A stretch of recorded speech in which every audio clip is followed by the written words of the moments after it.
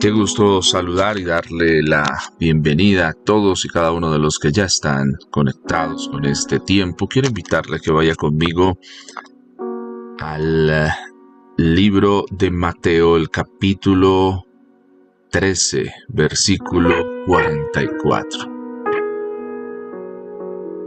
Mateo 13, 44. Quiero que usted lea conmigo en la poderosa palabra del Señor.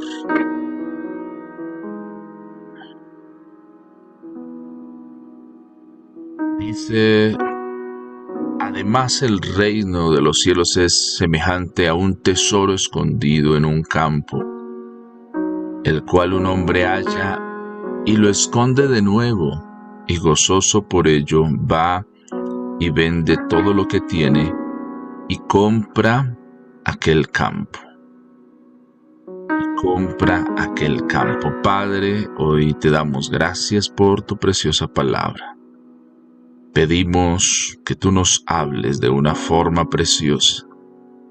Hables a nuestras vidas y corazones y nos permitas encontrar y entender el propósito que tú tienes para con nosotros. Padre, gracias. Damos gracias a tu nombre precioso en este tiempo, en el nombre de Jesús. Amén y amén.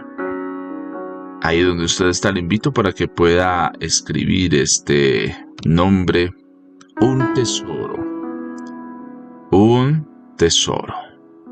Es nuestra reflexión para esta oportunidad, a la luz de lo que habla el Evangelio de Mateo en el capítulo 13. Esta es una de las comparaciones que el Señor hace con lo que es el reino de Dios. Cuando hablamos del reino de Dios, tenemos que entender que es un reino muy diferente en muchos aspectos, incluso a los reinos terrenos o terrenales que nosotros conocemos. En el reino de los cielos sí hay un rey, tiene súbditos, tiene todos esos componentes, pero la forma en la que se mueve el reino de Dios es muy diferente a como lo haría un reino natural y normal. ¿Por qué? Porque muchas veces la organización o la forma como se concibe el reino de Dios dista mucho a veces de los mismos planes que nosotros podemos tener como personas, y aún de las propias formas y ambiciones personales que podamos tener. Cuando entender el reino de Dios a veces es un poco difícil porque no se rige por las normas humanas. Aunque nos desarrollamos en un momento en este mundo, tiene un componente espiritual muy fuerte de comprensión. Y el Señor, en el reino de los cielos, el Señor ha desarrollado una labor educativa a través de la palabra del Señor, donde se encuentra consignado todo lo que el Señor espera que, como, perdón la palabra que voy a utilizar, súbditos, no sé si usted sabe qué es ser un súbdito, o una persona que pertenece o que está bajo el control o bajo el dominio de ese rey en el reino de Dios, entonces debemos hacer. La Escritura es el manual que nosotros tenemos por excelencia. Y hay una diferencia muy marcada entre lo que hace y acontece en el reino de Dios y un reino terreno. Y una de las grandes diferencias es la siguiente: el reino de Dios ya la forma en la que se deben hacer las cosas ha sido establecida. A través de la palabra nosotros entendemos cuáles son las normas que rige ese reino, qué es lo que el Señor espera de aquellos que pertenecen al reino de Dios. Eso está muy marcado, pero los reinos terrenos van mutando, van cambiando. Normas son cambiadas, muchas cosas van cambiando con el paso del tiempo. En el reino de los cielos no acontece de esa manera. Las cosas que han sido establecidas por Dios no cambian, aunque el ser humano y el entorno en el que está cambie.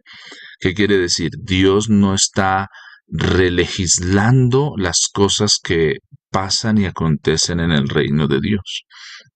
No está haciendo eso, que sí pasa en un reino terreno, donde se relegisla, donde las normas empiezan a cambiar en favor de los súbditos o de los que pertenecen a ese reino.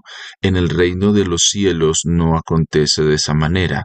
El Señor ha establecido las normas, los parámetros, y esas no cambian y no se acomodan a las personas. Somos nosotros quienes en plena libertad, cuando decidimos aceptar a Cristo como nuestro Señor y Salvador y ser parte del reino de Dios, en libertad propia decidimos someternos a esa legislación y a esas normas para que sean las que dicten nuestra conducta y nuestra forma de actuar. Entonces podemos decir y afirmar lo que Pablo dice cuando dice, ya no vivo yo, mas Cristo vive en mí. Esa es una declaración para entender qué es pertenecer al reino de Dios. Es donde yo ya elijo libremente que no sea yo el que tome las decisiones de cómo hacer las cosas en mi vida, sino que me someto al Señor a través del Espíritu Santo para que Él guíe mi actuar y mi hacer. Esto porque es importante entenderlo para entender el reino de Dios, porque nosotros muchas veces pensamos que podemos hacer que se generen nuevas legislaciones espirituales sobre cosas y entonces podemos hacer que esto es de tal lado y esto es de este modo. Voy a explicarlo de esta manera. Muchas veces se tiende a pensar que de la Biblia, como estamos ahora en algo que se conoce como el tiempo de la gracia después de que viene Cristo y es establecido en esta tierra, se tiende a pensar que lo que para nosotros vale como legislación, o hablo en términos de reino, ¿no? Legislación, formas de hacer las cosas, lo que vale para nosotros es lo que tenemos en el Nuevo Testamento, pero que el Antiguo Testamento no tiene una validez para nosotros porque estamos viviendo en algo que se conoce el tiempo de la gracia después de que viene Cristo. Pero ahí es donde a veces nosotros erramos porque no solo aplica para nosotros la mitad de la Biblia o lo que tenemos consignado en el Nuevo Testamento, sino la Biblia en su integralidad. Porque el mismo Jesús habla de eso. Él dice, es que yo no vine a quitar la ley, ¿sí? Y hay que saber entender cuando leemos esa parte, sino no vine a abolir la ley, sino el Señor Jesús hace una labor pedagógica de que podamos interpretar la ley en la esencia, porque la ley es importante porque protege nuestro corazón, ¿sí? Y viene a darle el sentido correcto a lo que se conoce en la escritura y lo que se ha hecho. Entonces, ese actuar de Cristo nos deja que el Antiguo Testamento no es que quede desechado para nosotros al entender el reino de Dios, sino que Cristo le da y nos enseña el sentido correcto de cómo se espera que eso nosotros lo podamos entender. ¿Por qué es importante esto que le estoy comentando y estoy hablando? Porque hay muchas cosas que usted encuentra sobre lo que es el reino de Dios.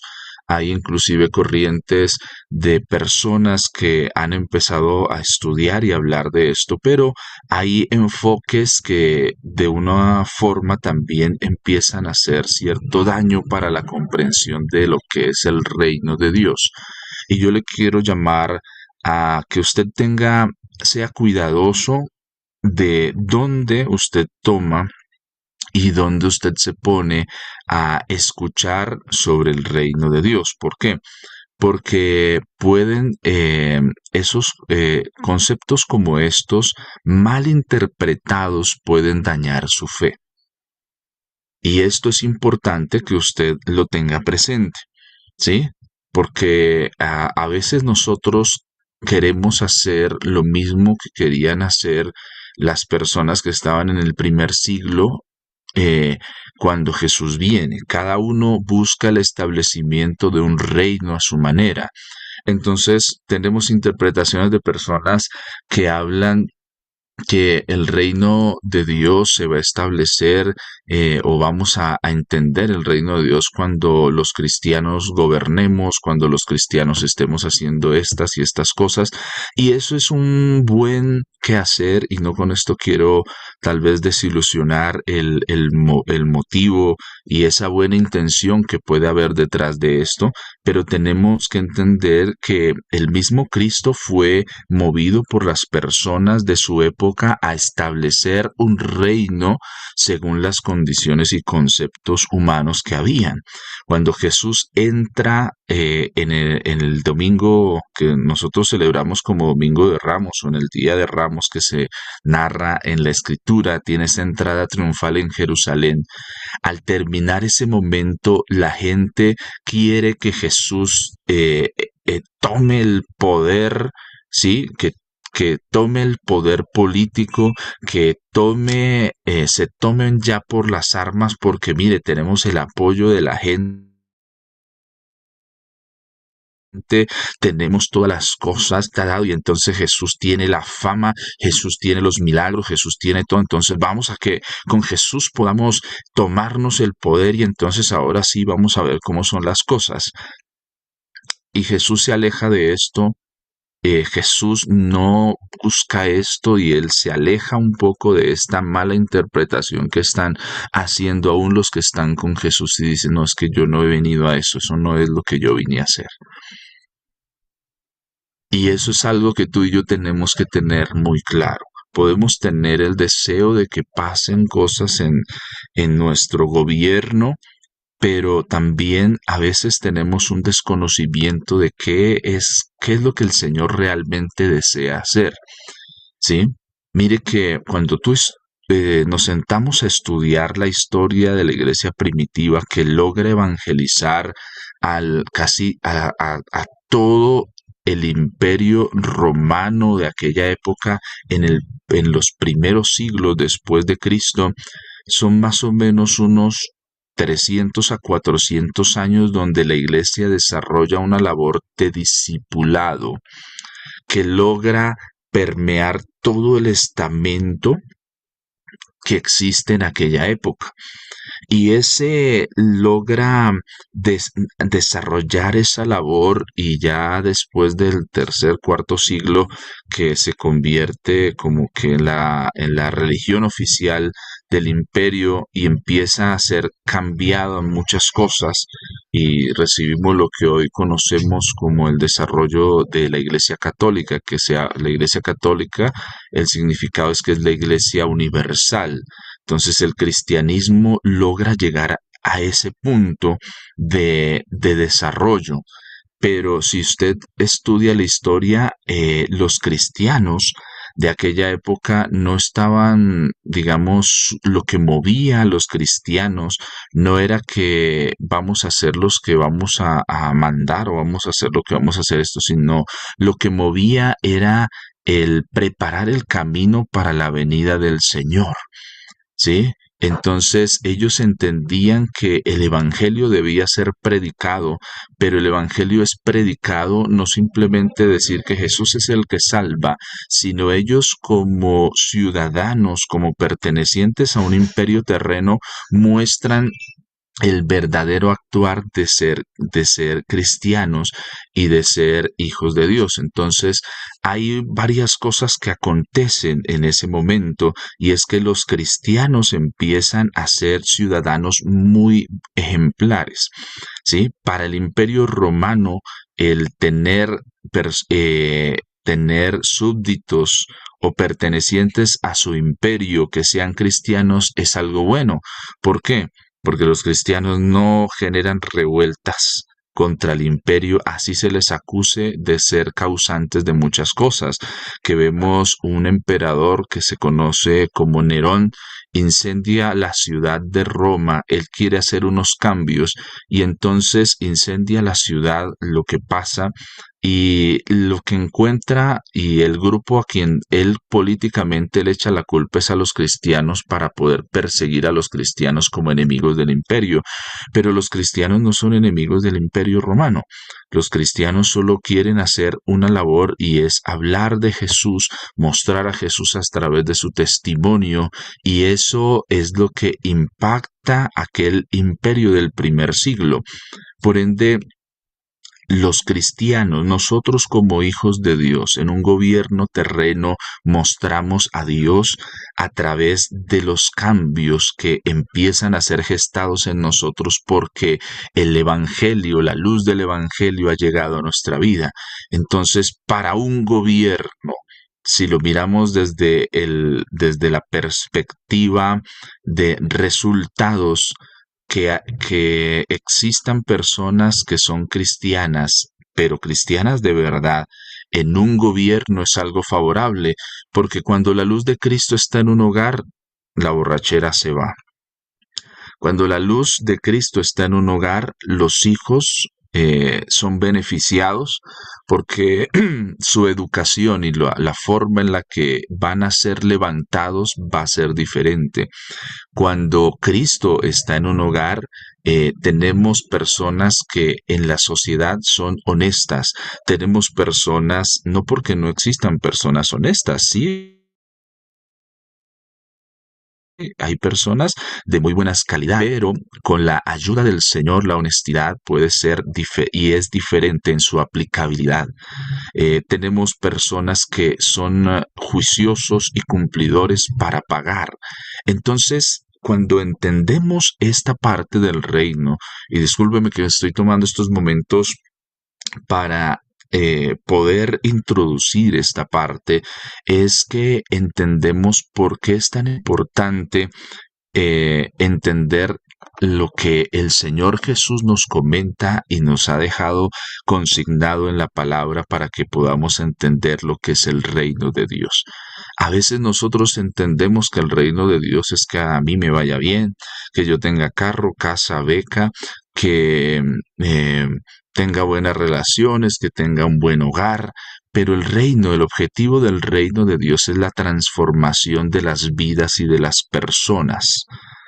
El Señor desea transformar a cada persona. Los discípulos fueron parte de ese proceso transformador, fueron discipulados por el Señor.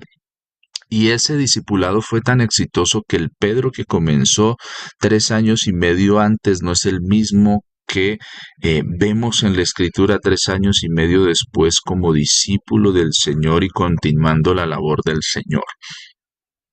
Es tan exitoso el desarrollo del reino de Dios como ha sido concebido para transformar a la persona desde su interior, permitiéndole a la persona esa transformación al Señor, que vemos un desarrollo de la iglesia hasta hoy.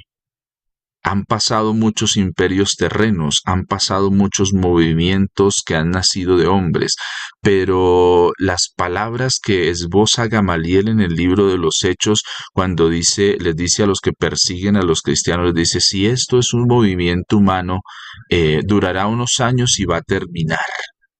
Pero si esto es algo que viene directamente de Dios, estás luchando contra Dios y jamás va a terminar. Y eso es lo que vemos hasta el día de hoy, que a lo que tú y yo, en donde tú y yo estamos y pertenecemos, no es algo terreno porque ha podido permanecer a lo largo del tiempo con persecuciones, con todas las cosas adversas, con todos los vientos en contra, ha podido permanecer. Y entonces, en el marco de esto, encontramos este ejemplo que el Señor coloca sobre el reino de Dios. Dice en Mateo 13:44, además el reino de los cielos es semejante a un tesoro escondido en un campo el cual un hombre halla y lo esconde de nuevo, y gozoso por ello va y vende todo lo que tiene y compra aquel campo. ¿Por qué el Señor introduce el reino de Dios en este ejemplo como un tesoro? Y dice, y llama la atención cuando uno lee el texto, dice, un tesoro que se esconde en un campo, que alguien puso en un campo. Y este hombre va y lo encuentra y dice y lo vuelve a esconder y después va gozoso, vende todo lo que tiene y viene a descubrir eso. Y este es un ejemplo especial, precioso, de la descripción de lo que es el reino de Dios. Nos coloca en el plano de un tesoro, de algo que es muy valioso, ¿sí? Que alguien puso en un campo y que alguien va y lo descubre.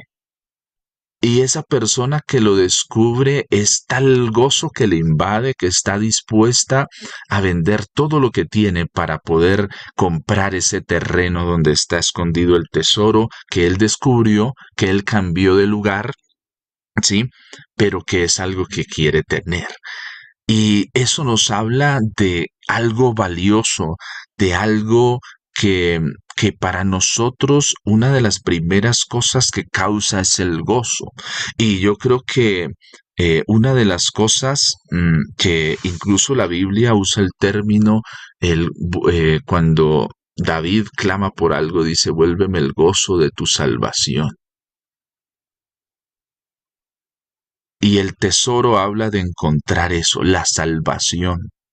Y hay un poder cuando tú encuentras la salvación y es el gozo que te invade, esa paz que nos invade, que no importando lo que nosotros teníamos, hemos encontrado y descubierto y lo queremos tener como algo valioso en nuestra vida. Y eso es una característica que nosotros no podemos olvidar. El reino de Dios, lo que tú tienes de parte del Señor, lo que el Señor te ha permitido entender, porque aquí es un descubrir todos los días. En el reino de Dios hay tesoros que vamos a encontrar todos los días. Y ese descubrir nos mantiene en algo que es el gozo, que no se pierda el estar gozosos, el estar felices porque tenemos un tesoro, ¿sí? La palabra que se utiliza en el griego es jara, jara, J-A-R-A, jara, ¿sí? Y esta palabra habla de alegría, esta palabra habla de gozoso, esta palabra habla de deleite, jara, con tilde en la jara. Entonces, la pregunta es, ¿cómo está tu jara? ¿Cómo está hoy tu vida? ¿Has encontrado ese tesoro? ¿Ya lo tienes contigo? ¿Ya hay un proceso que provoca el jará en nuestras vidas? Ese encontrar ese tesoro, ¿sí? Hay algo que nos permite entender lo que nosotros hemos encontrado, ¿sí? Hemos encontrado un tesoro. Hemos encontrado algo de mucho valor, ¿sí? Ha sido escondido en un campo y lo hemos hallado.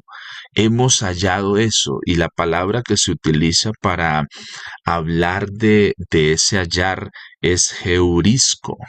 Heurisco, J-E-R-I-S-K-O. El heurisco. Heurisco con J, J-E-U-R-I-S-K-O, heurisco. Entonces, heurisco es encontrar, es obtener, es ver, es hallar, ¿sí? Has encontrado algo que vale mucho, has encontrado algo que es de mucho valor. Entonces, ese hallar, ese heurisco que nosotros hemos tenido, nos lleva a darle un valor precioso y a entender ese hará, esa alegría, ese gozo, ese deleite. Entonces, cuando tú encuentras ese tesoro, estamos describiendo esos primeros momentos que tú tienes de vida cristiana. ¿Y qué pasa? Cuando tú conoces y aceptas al Señor, viene el gozo, la alegría de la salvación. Entonces empezamos a actuar diferente, oramos diferente, hacemos las cosas diferente porque hemos hallado algo que es valioso. No nos cuesta desprendernos de cosas. Sí, cuando tenemos ese gozo, ese precioso gozo, sabemos que hay en nosotros cosas que no agradan al Señor porque el Señor empieza a hablar a nuestras vidas y empezamos a desprendernos de esas cosas. No hay problema. Esos primeros días de salvación son preciosos porque madrugamos, buscamos cuando hay que conectarnos, nos conectamos, nada, o sea, nada impide el que lo hagamos. La pregunta es, ¿qué ha pasado después? Y es aquí, cuando lo hemos tenido, ese tesoro en nosotros, y ese tesoro ha perdido tal vez el deseo de nosotros. Ya no lo deseamos de la misma manera. Hoy tienes 5, 1, 5, 7, 8, 10, 20, 30 años de cristiano, de ser hijo de Dios, de pertenecer al reino de Dios. La pregunta es, ¿sigues haciendo las cosas como el primer día? Cuando recién encontraste el tesoro, o ya sabes que ya te acostumbraste, es mío, pero ya las cosas no ocurren de la misma manera. Parece que como que nos fuera perdiendo brillo ese tesoro. Parece que ya como que uno ya dice, no, pues es que ya sí, yo soy cristiano, pero ya no se necesita eso, ya es otra cosa, es otra etapa de la vida. Y pareciera que entendemos que madurar es dejar de hacer las cosas como las hacíamos en un inicio.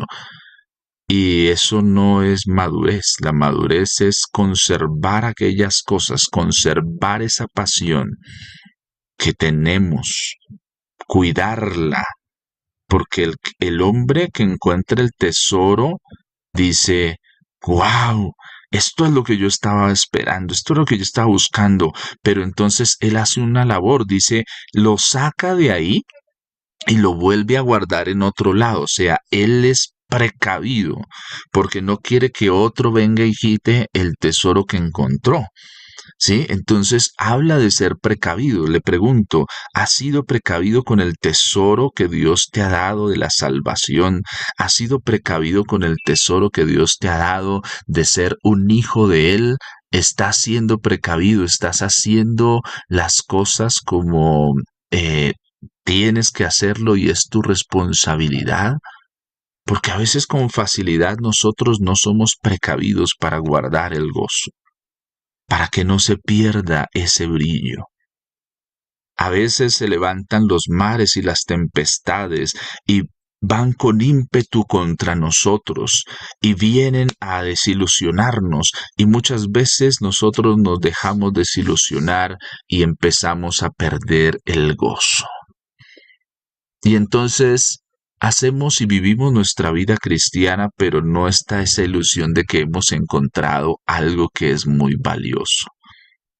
Muchas veces pasa como aquellos matrimonios que cuando eran novios o los primeros días, no, era un cariño tan precioso con el cual se hablaba, era todo era como color de rosa, todo muy bonito y y a veces nosotros decimos, o a veces uno juzga cuando ve una pareja así, espere que le lleguen los años y verá que le va a bajar esas cosas.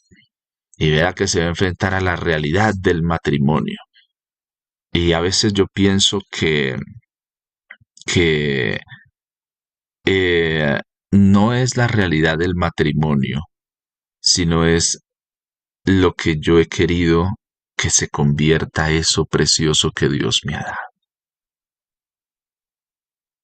No es la realidad de la relación con Dios, sino la pregunta es yo, ¿qué he permitido que pase con eso?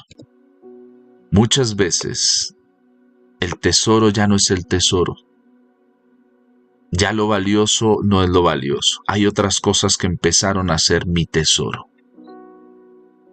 Y entonces eso otro ha hecho que el gozo de la salvación se apague. Que la pasión con la que hacemos las cosas se apague. ¿Sabes? Pregúntate por qué te cuesta hoy de pronto entregar algo que tienes para que Dios obre en tu vida. Y una de las respuestas que pudiéramos encontrar es que tal vez está pasando eso en nuestra vida porque ya tenemos sí el tesoro, pero ya no produce ese gozo que nos mueve a que estemos dispuestos a entregar y vender lo que tengamos por tenerlo. Necesitamos entender ese precioso gozo. Tú has sido salvo, has sido liberado de la esclavitud, has sido transformado por el Señor, has sido limpiado, tienes un tesoro en tu vida, pero el tesoro ha perdido brillo, no por el Señor, no por su palabra, sino por nosotros, le hemos quitado el brillo. A veces le quitamos el brillo al congregarnos, a la oración. A veces le quitamos el brillo a la palabra. Entonces ya no es un tesoro, ya no es voy a descubrir, sino ya es la obligación. Empezamos a perder cuando olvidamos el gozo que hay en el hacer de la vida cristiana. Cuando lo empiezas a ver como una obligación, como algo que tienes que cumplir, se perdió el brillo. Mira, cuando algo es valioso para ti, tú lo haces diferente. Cuando algo es algo que tú valoras, cambia la forma en la que haces. Todo tu ser cambia. Yo no sé si usted se ha dado cuenta cuando recibimos en casa esas visitas que nos encantan tener. Se nos va el tiempo y uno quisiera que no pasara el tiempo, pero es que eso se va rápido y uno, ay, yo quiero más, quisiera tener más. Pero cuando llegan esas visitas incómodas y uno dice, ¿y cuánto tiempo se va a demorar? Esto va a ser largo, tortuoso. ¿Cómo es tu encuentro con el Señor? ¿Es como este hombre? ¿Estás siendo precavido con el tesoro que has encontrado? ¿Lo estás sabiendo guardar? Ese esconder no se refiere tanto a como que yo no, sino a ser precavido a la hora de guardar las cosas. ¿Sí? Es ser cuidadoso con eso. Estoy siendo cuidadoso con lo que estoy recibiendo, con lo que Dios me ha dado. Y ahora estoy dispuesto a vender lo que sea con tal de entregar. El vender habla de entregar. Estoy dispuesto a entregar. No valoro más mis posesiones terrenas, sino valoro más el estar con el Señor. Que si el Señor me pide que deje el pecado, yo lo dejo, ¿no? Tengo algo mejor. Si el Señor me pide que deje alguna cosa que está feando, que deje el rencor, yo lo dejo porque yo quiero ese tesoro, no quiero que te vayas. Yo quiero que te quedes para siempre aquí conmigo. Yo quiero siempre tener ese gozo precioso de la salvación. Yo no quiero perder ese brillo precioso que tú tienes para mi vida. ¿Sabes? Hoy necesitas y yo necesito ser otra vez ministrado con ese gozo. con esa alegría de saber que soy salvo. Sí, me miro los bolsillos y no tengo sino 500 pesos, pero es que soy salvo. Soy un salvo con 500 pesos. Y, y el Señor puede hacer un milagro, pero no me voy a seguir amargando por las cosas que no tengo. Tampoco me voy a conformar con las cosas.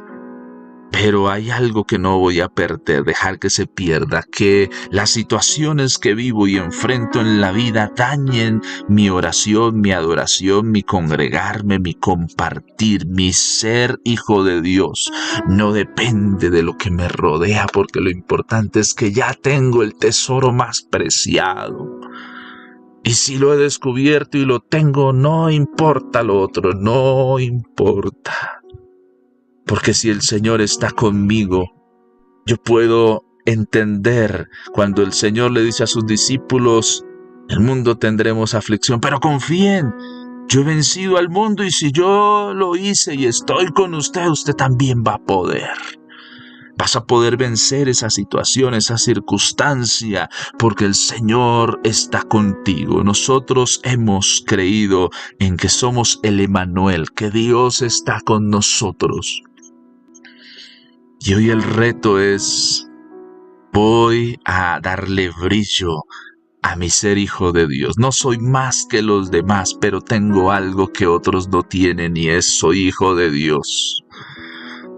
En la empresa, no sé cuántos estén contigo, pero tú eres el hijo de Dios, tienes un tesoro y eso te da un brillo diferente. No te creas más que nadie ni menos que nadie, pero tienes un brillo especial porque el Señor está contigo. Tienes el tesoro que estaba en un campo que alguien puso ahí. El Señor puso en tu camino un tesoro y todos tenían la oportunidad, pero tú la decidiste tomar de primero. Siéntete privilegiado. En tu familia el tesoro estaba para todos, pero solo tú fuiste el valiente, el primero que dijo, lo voy a tomar. Yo sí estoy dispuesto a no seguir anclado a mi pasado y a mis cosas. Yo estoy dispuesto a dejarlo todo y tomar ese tesoro. Y siéntete hoy privilegiado, amado por el Señor, restaurado por Él, que tienes ese precioso tesoro. No te sientas triste por ser el único en tu casa que sigue al Señor. No te sientas menos porque no eres mayoría. Confía en el Señor. A veces nosotros nos sentimos menos porque no somos mayoría, tal vez en el país, para hacer muchas cosas. Pero si nosotros empezamos a hacer lo que podemos hacer, va a haber un momento en el que esta nación sea transformada, sea cambiada, donde las cosas empiecen a cambiar porque el reino de Dios ha llegado para traer transformación a las vidas, a los hogares. El Señor se encargará de todas las cosas. Ocúpate tú de hacer tu parte para el reino de Dios, de ser un buen embajador del reino de Dios. No dejes en vergüenza al Señor. Hoy es el día de arrepentirse de verdad, de estar seguros de ser salvos. Que si hoy es el día, suena la trompeta final, tú y yo nos vamos con el Señor. Que somos salvos, asegúrate de que eres salvo, no haya dudas en ti, que no haya dudas por lo que pasó el día anterior, no, que hoy hay la convicción de que yo soy salvo, porque tengo el tesoro, he hallado ese tesoro y estuve dispuesto a pagar el precio. Hay un precio que pagar. La salvación es gratis, pero hay un precio, y el precio es estar dispuesto a dejarlo todo por seguirlo. No te sientas triste por lo que has dejado por el Señor. No te sientas angustiado por lo que has entregado para el Señor. Porque el Señor no se queda con nada. El Señor traerá en su tiempo recompensa a eso que has hecho. El Señor te cuidará, pero acepta de la palabra de Dios, acéptala en su integralidad. Completa, toma la escritura y no cortes lo que solo te conviene. Acepta lo que está escrito y determinado como las normas de este reino. al cual perteneces ahora. Y empieza a cambiar y trastornar el entorno, porque hay una persona que ha entendido que ser del reino de Dios es hacer y actuar, es pensar, es hablar y es hacer las cosas como el Señor lo ha dicho en su preciosa y poderosa palabra. Padre, hoy yo bendigo cada vida y cada corazón, cada persona que está en este tiempo. Señor, mira a aquellos que de pronto están inseguros de su salvación. Hoy te pido, Señor, que tú obres en sus vidas, en sus corazones. Aquellos que sí tienen la seguridad, la convicción de la salvación, pero tal vez se ha perdido ese gozo, esa alegría, tal vez se ha vuelto algo monótono, esa relación, en lugar de mantener el fuego encendido, se ha ido apagando la llama de la pasión. Señor, que hoy se reavive en todo la llama de la pasión, de la búsqueda. Señor, tal vez nadie está cercano a nosotros para decirnos, vaya, lo estás haciendo bien como cristiano, pero tú sí estás ahí. Los ángeles son testigos desde el cielo, haciendo, Señor, por nosotros, decir, hágalo, vaya, sí, no desista. Señor, hoy nos levantamos en fe a creer que tenemos un precioso tesoro y que pertenecemos al reino. Y pertenecer al reino me hace un ciudadano en esta tierra, embajador de ese reino.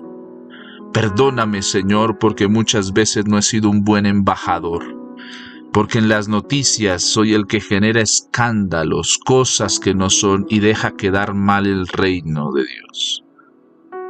Pero, Señor, el reino de los cielos en mí va a encontrar desde hoy un buen embajador. Una persona que va a actuar de la forma de vida, que va a pensar, va a hablar y va a hacer como tú dices en tu preciosa y poderosa palabra. Señor, oro para que vuelva el gozo de la salvación. Yo quisiera guiarle. Si usted no está seguro de su salvación, voy a guiarle en una oración. No importa si hoy tienes que comenzar de nuevo, comienza de nuevo. Pero que hoy, cuando camines por la calle, el lugar a donde vayas, tenga la convicción de que eres salvo. Si tienes duda de tu salvación, di conmigo, Padre Celestial, hoy yo reconozco que soy pecador. El pecado me ha alejado de ti. Señor, permití muchas cosas en mi terreno. Mi fe fue ahogada por los espinos. No fui juicioso para impedir que crecieran en mi campo. Y eso ha llevado a que hoy me sienta que he perdido mi salvación. Pero hoy vengo a ti y te pido, Señor, ven a mi vida. Te abro las puertas de mi corazón. Señor, yo quiero pensar, yo quiero hablar, yo quiero ser como tu palabra dice, como un hijo tuyo de verdad. Te pido, Señor, que escribas mi nombre en el libro de la vida, para que cuando yo muera, pueda estar contigo. Señor, que el gozo de tu salvación esté en mi vida de forma constante y permanente. En el nombre de Jesús.